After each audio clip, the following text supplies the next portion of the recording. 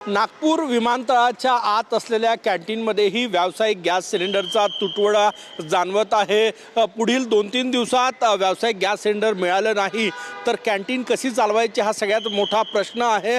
आणि जर कॅन्टीन बंद झालं तर नागपुरातून टेक ऑफ करणाऱ्या विमानांमध्ये जो नाश्ता जातो, ब्रेकफास्ट जातो, तो बंद होणार आहे। त्यासोबतच विमानतळावरील जो स्टाफ आहे त्यांच्या जेवणाचा प्रश्नही निर्माण होणार आहे। यासाठीच नागपूर विमानतळावर जे संचालक कॅन्टीन चालवतात त्यांच्याकडनं नागपूर अन्न पुरवठा विभागाकडे गॅस सिलेंडरची मागणी जी आहे ती करण्यात आलेली आहे। आणि जर पुढील 2 दिवसात गॅस सिलेंडर मिळालं नाही तर नागपूर विमानतळावरची कॅन्टीन जी आहे ती या ठिकाणी बंद होऊ शकते अशी परिस्थिती निर्माण झालेली आहे।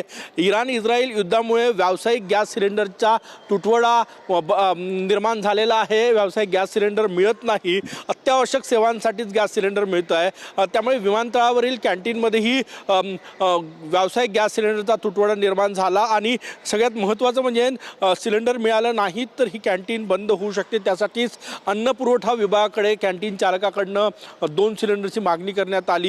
आज उद्या किंवा परवा सिलेंडर मिळालं नाही तर ही कॅन्टीन बंद होऊ शकते आणि त्याचा परिणाम विमानात जाणाऱ्या नाश्त्यावरही होऊ शकतो। कॅमेरामॅन सचिन सयामसह गजानन उमाटे, TV9 मराठी, नागपूर।